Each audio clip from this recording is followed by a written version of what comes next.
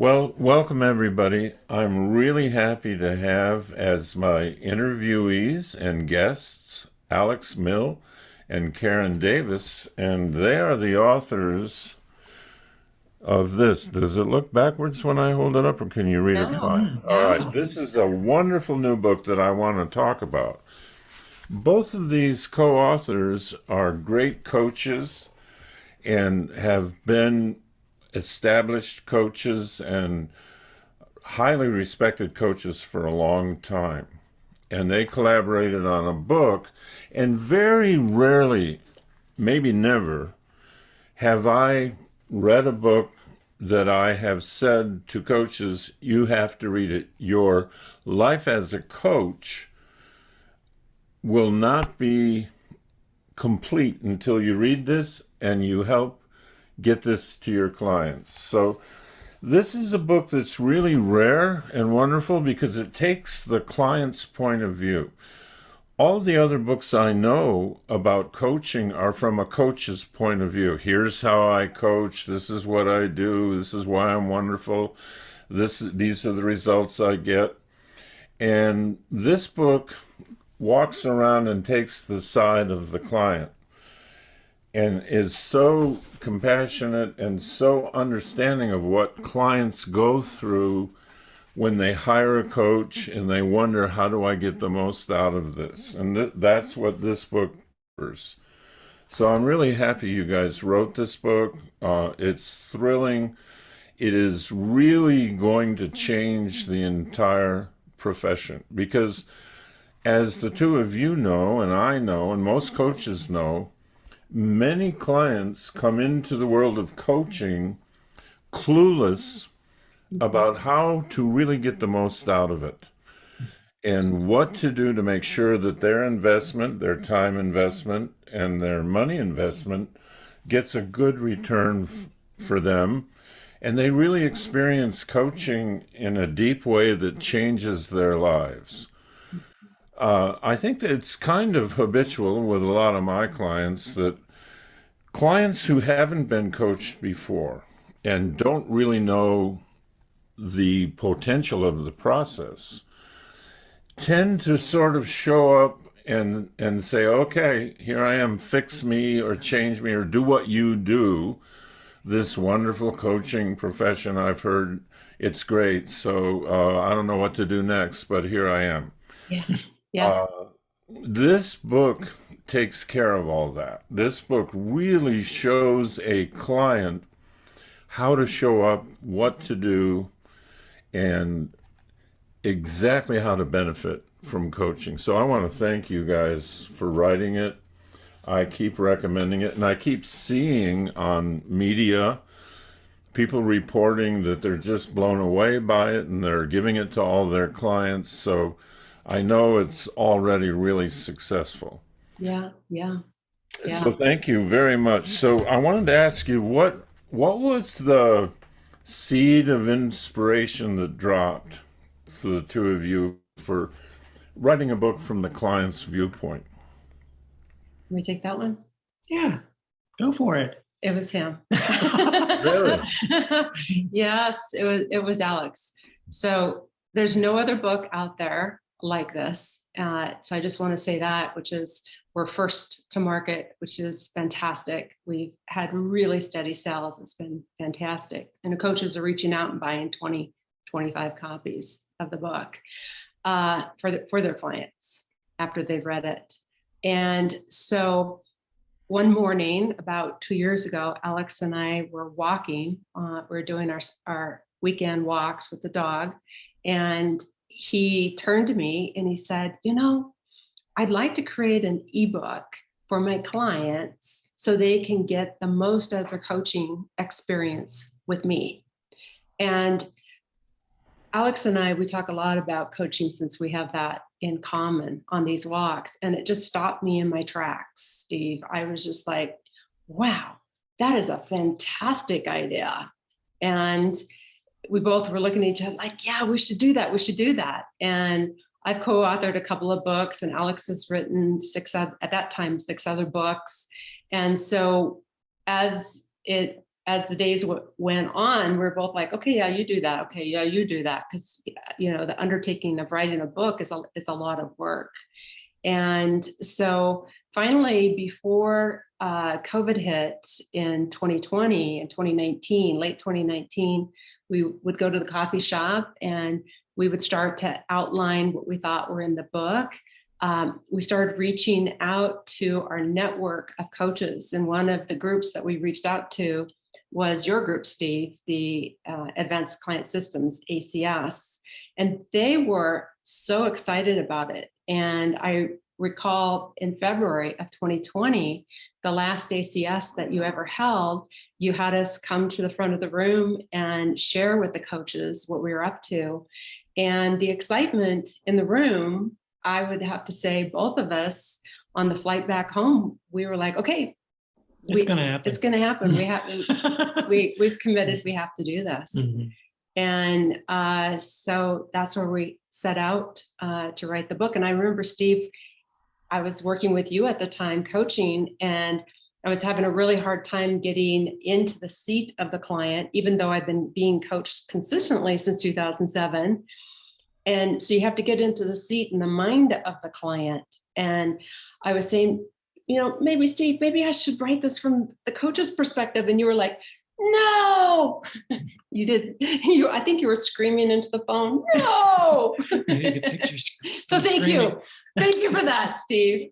Every so often when Steve's coaching, he has to be clear, right? Yeah, and that's one of the points. Clarity is one of the you really advocate and recommend in this book, and the whole relationship.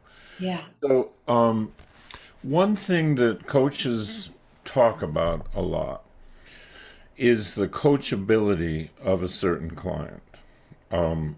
Now, I think this book solves that problem in many ways, because coaches kind of assume that a client knows all about coaching and how to be coachable and how to show up, but they really don't.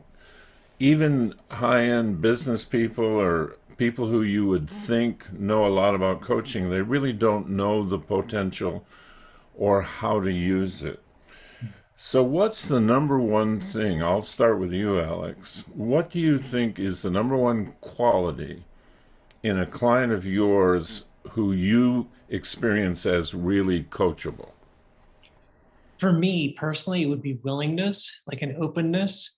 I can see how it would not be 100% second nature for folks, especially if they're in the business world, that kind of puts a huge emphasis on being independent, your own thinker, and my opinions, this or this and that.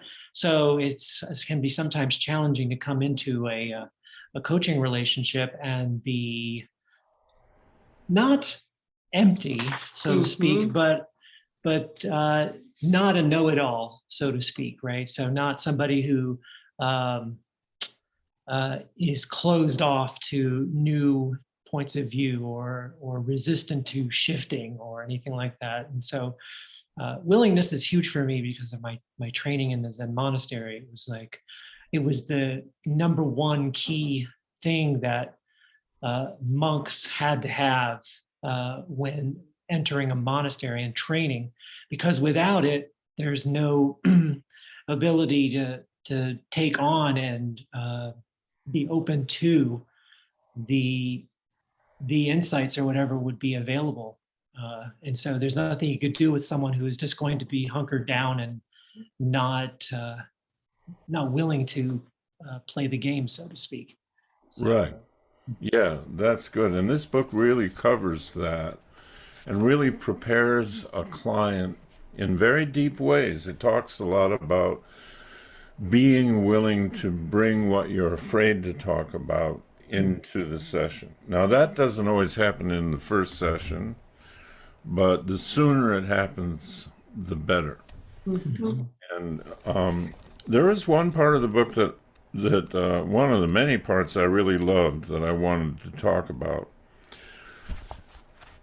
Many clients that I've coached don't really have an understanding of the difference between an intention and a commitment. Mhm. And you guys have a beautiful section in here that gives examples of intentions and then moving them to commitments, but also keeping in mind the benefits Yes. of that commitment. How hard is it for the two of you when you have a client who's really not familiar with what a true commitment is to get them to see? Because many people in their lives, they have many intentions but very few commitments. Correct. Correct. Yeah.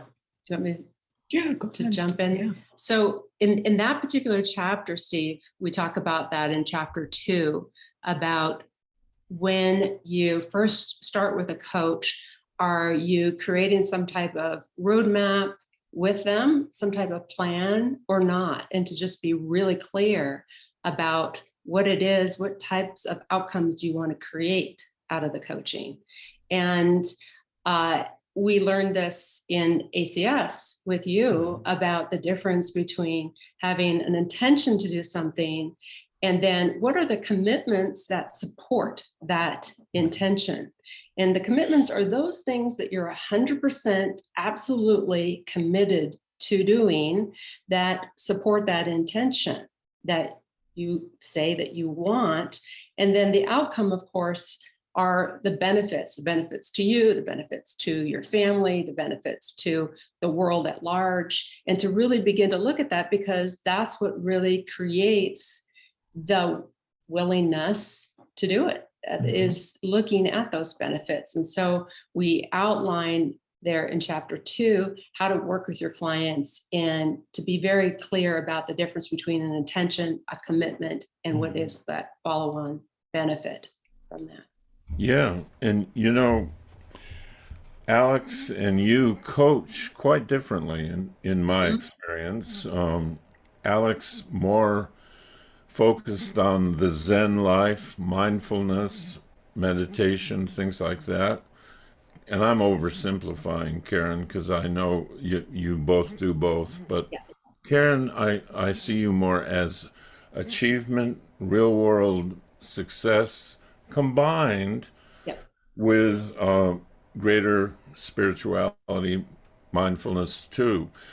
Was it hard for the two of you to agree on what went into the book, or I don't think I don't think so. so. Yeah. Because the Pretty principles aligned. are the principles are essentially what we're exploring in the book, and they're they're going to be universal. I feel with whoever decides to pick up a book. I mean, we've been told by folks who read the book that aren't coaches. They say, "Oh, this book could be for anybody. It doesn't have to be for a client or a coach or anything like that," because they're pointing to attitudes of mind, how you show up, uh, what to bring to anything that you want to be getting the most out of. You know, like a notebook and a pen and putting it on your calendar and all these really wonderful things that people can do. Uh, just because that's what you do if you want to get. I was said as you could say how to get the most out of anything, but Mhm. we thought we'd narrow it down a little bit and say how to get the most out of coaching. Yeah. Yeah. So we were very, I think, aligned in Mhm. the principles. And I've learned so much from Alex and his experience of, 13 and a half years in the monastery over the last 6 years that we've been together. So I'd have to say that we were definitely on the same page because, and especially now with the work that I'm doing with Steve Hardison, which is very much soul line work. And so soul line work, goal line work. And I think Alex, his business is shifting as well from the inner work and the outer work. So we call it a hybrid in the book. Yeah. Um, It's funny because we did spend a whole lot of time looking inward, but it was through the vehicle of outward activity. And so I was just talking about this with a client today. I said, what you are going to be creating is going to evoke the inner work that we'll need to address as we go through it. So we listed a few things that were going to evoke that kind of fear or that kind of response from him. And he said, wow, you got it right there. Just by mentioning those three things that he was going to be creating. And so they're not separate in my experience anyway. Good. One thing that I find, and a lot of coaches find, your book emphasizes that the client really prioritize their coaching work, even make it the most important thing in their world is their own transformation. Why wouldn't it be? Mm-hmm. But many clients don't, as you know. Many clients treat it fairly casually, or like the book says, put it on a to-do list, one more thing to check out. Oh yeah, I have to do a coaching session. And that leads to all kinds of what you guys call derailments. And they show up not remembering what they want to work on, or they cancel or show up late. Coaches I know, many of them, have a hard time making the agreement to show up on time, not cancel. They have a hard time because they interpret it as it looks like I'm being arrogant, or that I'm being canceled on and I'm being triggered egoically by your cancellation. Yeah. But your book makes it clear that no, they're canceling on themselves. That's what they're doing. They're not canceling on you, really. They're canceling on their own evolution. Could you guys talk a little bit more about how you get clients to see, if they haven't read the book, they will see if they read the book. How do you get them to see that prioritizing the coaching work is not about making you more important, but it's making their own evolution more important? Yeah.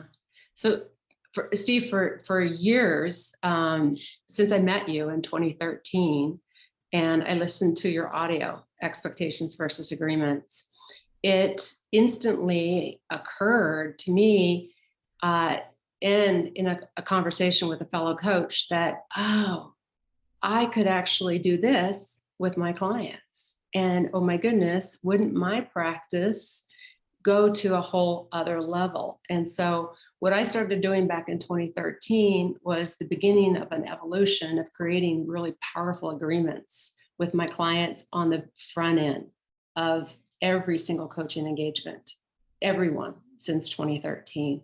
And so I'll spend an hour to 90 minutes going through our spoken agreements. And anytime since 2013 that I found that I was in expectation of them for anything or disappointed, I would go back to what my agreements were. It was on me and it was my responsibility.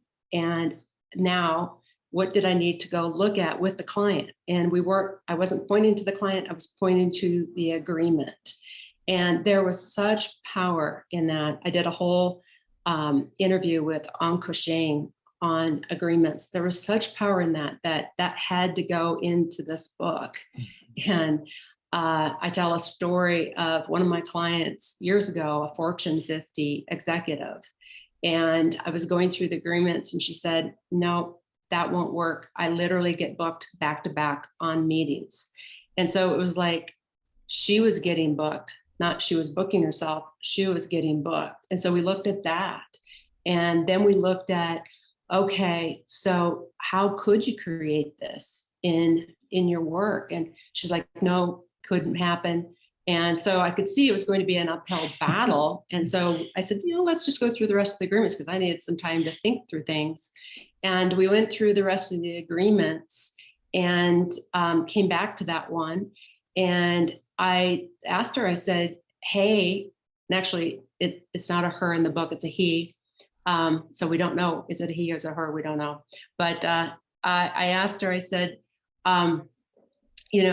what if you're in a meeting with the CEO and you have to catch an airplane? Because I had heard you say something like this in the ACS. And she said, oh, well, I'd leave. And I'm like, okay, That's it. That's how important the coaching needs to be for you. Can you treat every session like that? And she's like, well, yeah, of course I could.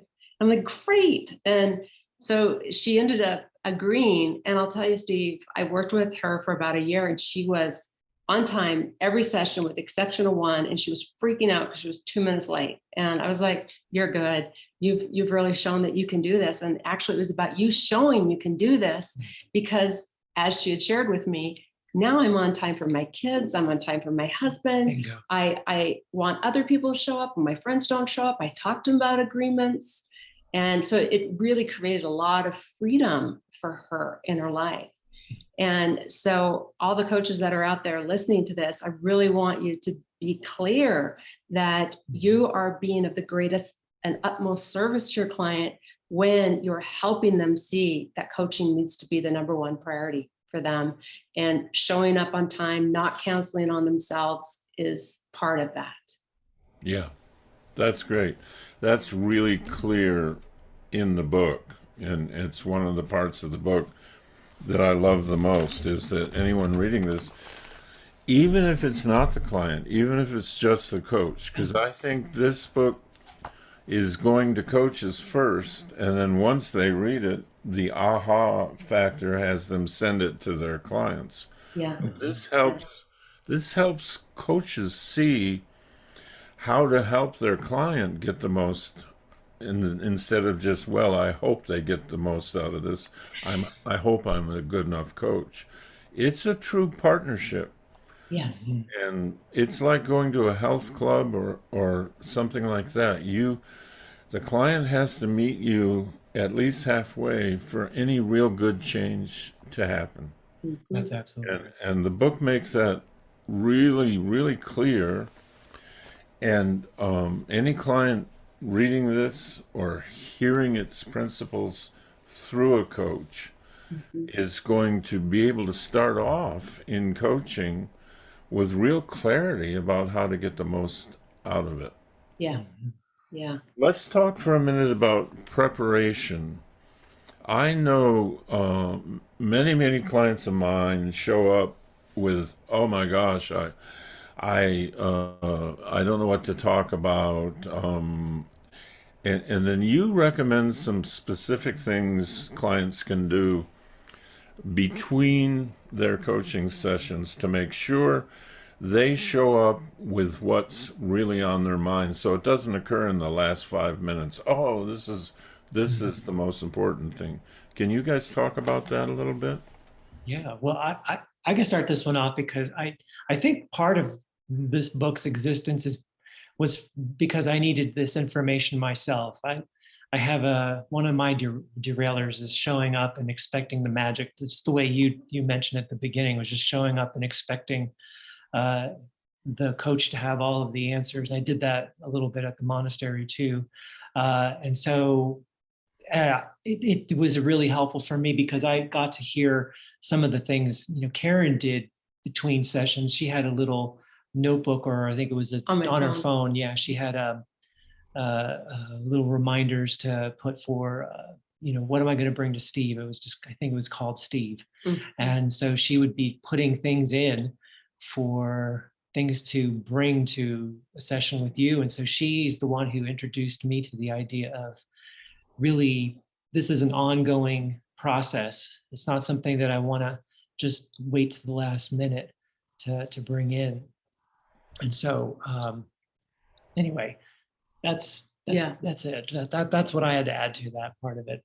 Well, the other thing that I would add, so yeah, on my phone, because I usually had my phone with me, I would have an ongoing list of things to bring to Steve. And then about 30 minutes before my session, I would sit down, I'd look at that list and I'd prioritize and make sure that I had the most important thing at the top of the list, because oftentimes you may only address that one thing and you might go really deep on that. And so it was really important for me to be clear, what was it that needed to come into session? What was it that I could figure out on my own? What was it that was now completely irrelevant, didn't matter?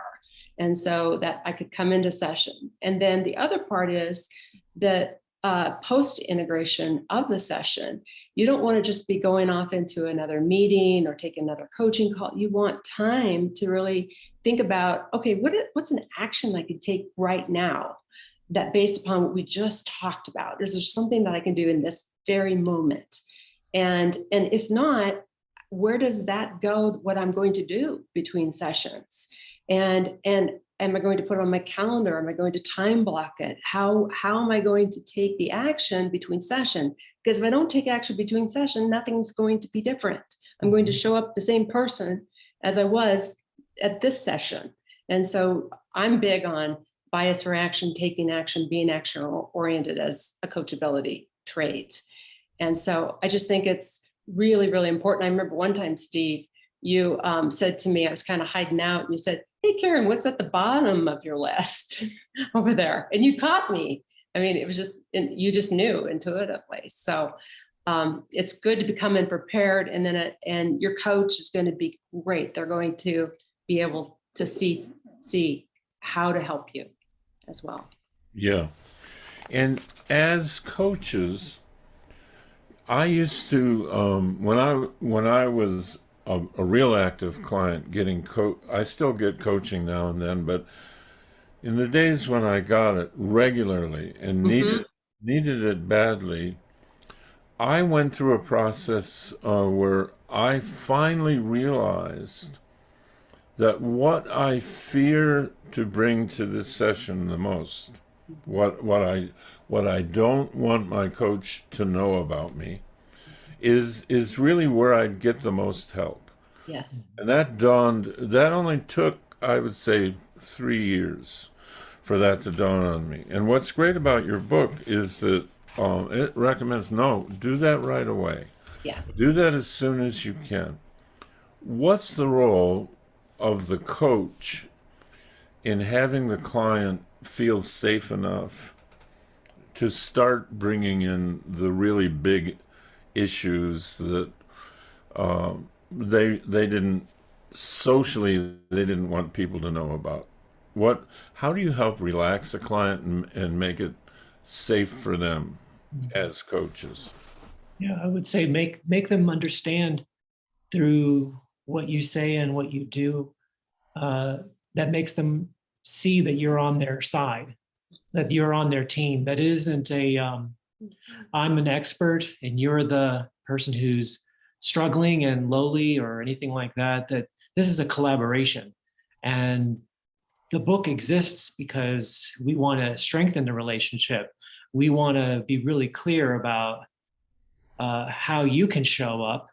And let's just be frank at how the coach can show up, because a lot of times if their client has this book, the coach better darn well have the book as well, because it'd be helpful for both parties to show up to get the most out of coaching, the entire experience.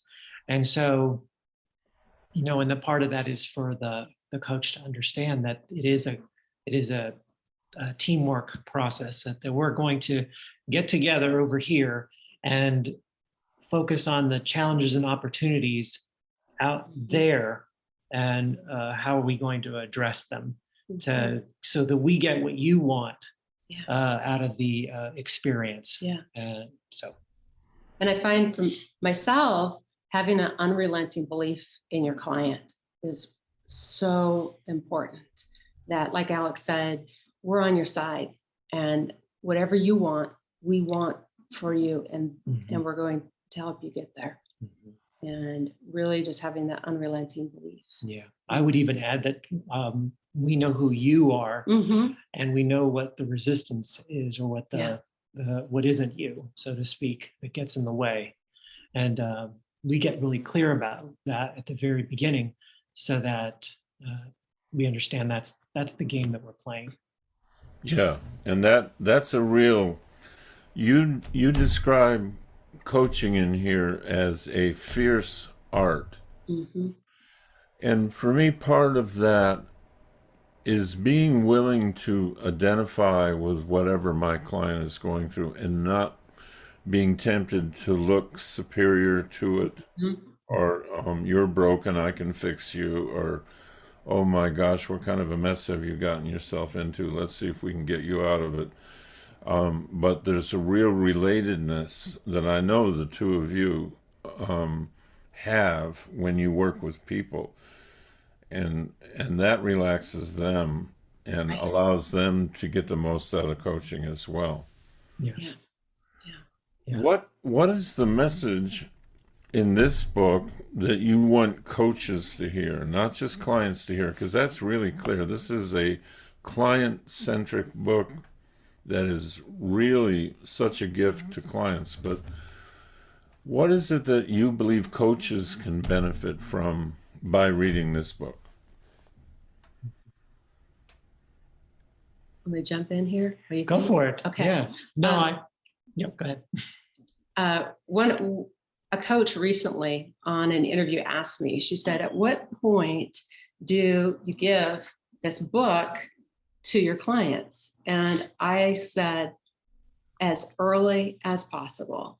So right after that first introductory conversation, that's when I'm going to send this book to them before we even have the first experience together. And I'm going to get their agreement that they're going to read it. I'm going to send them some question prompts so that they don't just read it for information, that they read it for transformation. And so that's how I work with the book. I think it's so important. And everyone I was working with had multiple copies of it as soon as it was published.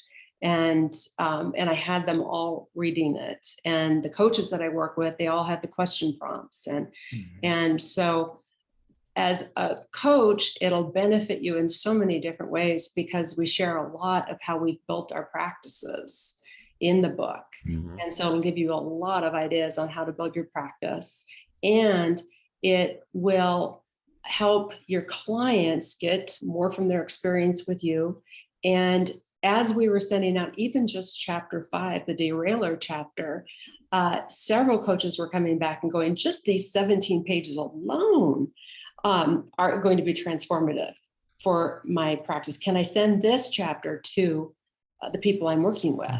And so if you're a coach, like Alex said earlier, you don't want to be caught not having read this book. And if your clients read it, they're going to have a lot of questions for you. And so it will really benefit them. Go ahead. The one thing I would add is that, and it's the real reason why this book exists, is that it's going to make everything easier for both parties. It cuts through the expectations, the ego part of the whole relationship, which lives in ambiguity, right? So the reason why we don't talk about oftentimes the content of this book with a client is that we can get to these places where, why is this person always late? Why do they not take advantage of me to the full extent that they could? Why do they? And then the client is on the other side going, I paid for this. This is, so it's just going to make everything crystal clear for both parties involved. It's going to streamline the process for both. You don't have to, you could spend some time going through each and every part, bit of this book in your sessions, but it's one of those things where the client can be going through up to speed fast. Yes, exactly. Just these little exercises, these little, where do I fall in this category of coachability? What do I grade myself on here? So there's little things that they're doing in the background. And if the coach is wise, do the same thing on their end of the, the coaching relationship. Yeah. I found it to be the best book I've read, without it being the main intention of the book, on how and why coaching works when it works. It's almost like there's a lot of mystery around coaching. People think, why do you need a coach? What is coaching? Is it psychotherapy, or what is it? And this book really outlines real specifically what is the potential of a coaching relationship. What can you actually derive from being with a coach if you bring full consciousness and awareness of what's possible. A lot of people and a lot of my clients in the past, and it was on me for not knowing this stuff, never really saw what was possible. And I was over on the other side hoping they would see more possibility in the work. But it had never been specifically, clearly laid out. What is possible? What kinds of goals can you bring? And how can you help your coach help you get what you want? That has never been anywhere in the profession other than individual conversations with your coach telling you how you can help your client get more out of coaching. And that occurs, but never profession-wide, never as part of the entire profession. And for me, that's what this book does. I don't want to overstate it, but I really can't. It elevates the clarity and professionalism of the entire profession. And people are always complaining that they're even embarrassed at calling themselves a coach. You've met people like that in their first year. Or how do I say what I do, and how do I tell somebody what coaching is? Well, give them this. That's right. But read it first. Yes. Because they'll come back to you entirely coachable, and unless you know what that is, it's not going to connect. Yeah. So I really want to thank the two of you for writing the book, and for the contribution it is to the entire profession of coaching. And once again, urge coaches everywhere to get this book, read it deeply, understand it, give it to your clients, and everything will get better. You'll get more referrals, you'll get more renewals. The entire profession is up-leveled. Yes. And so thank you so much, and thank you for talking to me about the book. Thanks, Steve. Thank you. Thank you. I'm just so glad you wrote it, and I appreciate both of you. Thank you, Steve. Thank you, Steve. Thank you.